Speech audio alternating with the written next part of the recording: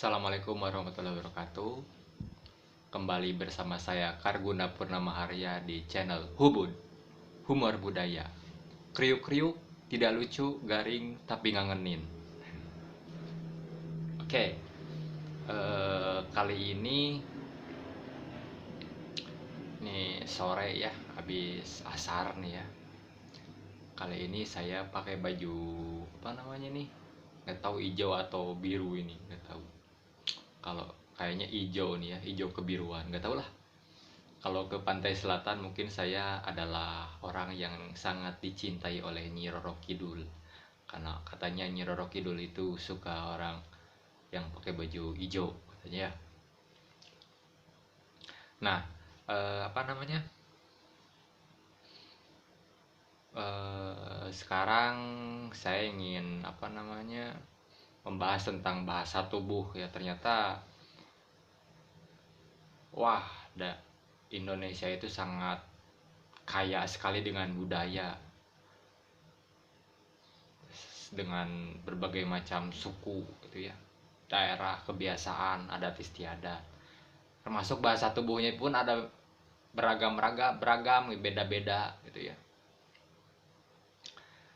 Nah ini ya senada ya dengan ya Al-Quran. Di Al-Quran ada ayat antropologis ya, mungkin sebagai apa namanya akar dari ilmu antropologi menurut saya ya, yaitu di surat Al-Hujurat ayat 13 ya, yang kalau nggak salah artinya kayak gini. Saya sambil baca itu di depan ada ya. Hai manusia, sesungguhnya kami menciptakan kamu dari seorang laki-laki dan seorang perempuan, dan menjadikan kamu berbangsa-bangsa dan bersuku-suku supaya kamu saling kenal mengenal. Sesungguhnya orang yang paling mulia di antara kamu di sisi Allah ialah orang yang paling takwa di antara kamu. Sesungguhnya Allah Maha mengetahui lagi Maha mengenal ya. Jadi yang paling mulia itu bukan yang rasnya bule, yang rasnya hitam, orang yang rasnya Melayu, yang rasnya Oriental segala macam, bukan, tapi yang paling baik, orang yang baik gitu ya. Jadi nggak ada hubungannya dengan warna kulit dan bangsa dan segala dan negara, nggak ada. Yang paling itu yang, dan tujuannya di apa namanya dibuat bersuku-suku berbangsa-bangsa itu untuk saling kenal mengenal. Nah, jadi ini saya membuat channel ini yaitu akarnya ya, jadi biar saling kenal mengenal gitu ya. Karena sudah saling kenal kan jadi sayang menyayangi gitu ya. Jadi tidak, kalau sudah saling kenal itu tidak akan ada apa namanya miskomunikasi gitu ya.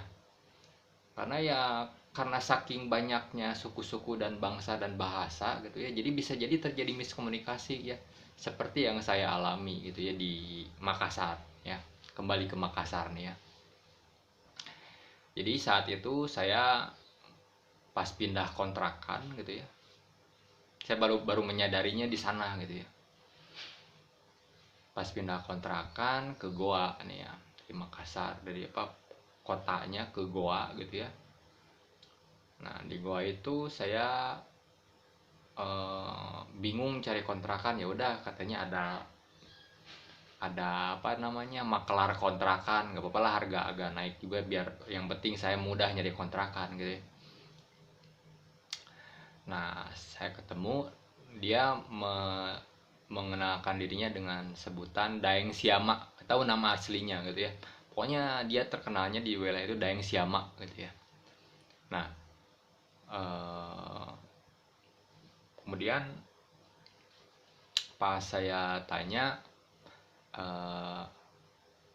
Pak Daeng, di sini maaf, Pak Daeng, betul di sini, Pak Daeng ini apa namanya, bisa ini apa namanya bisa mencari kontrakan buat saya.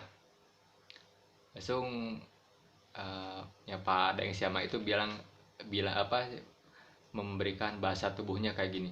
Nah, jadi bukan mengangguk gitu ya. Ya, bukan mengangguk gitu ya. Saya pikir ini orang, karena saya pas di Makassar juga semua apa namanya orang-orang yang saya temui kayak gitu ya. Jadi ini diangkat sedikit langsung apa sih namanya tuh, ini diangkat gitu ya. Saya pikir ini orang Makassar nih sombong-sombong ya, orang gua nih sombong-sombong seperti ngajak berkelahi gitu ya. Nah, tapi kemudian lama-lama saya berpikir, karena setiap orang Makassar yang saya tanya, kemudian yang saya minta persetujuannya atau jawabannya iya segala macam, rata-rata kayak gini. Eh, Termasuk pas anak saya sekolah, mulai sekolah dari kelas 1 dan kelas kelas 2 dan sekarang di kelas 2 nih ya. Pas saya tanya, begitu juga mengangguknya.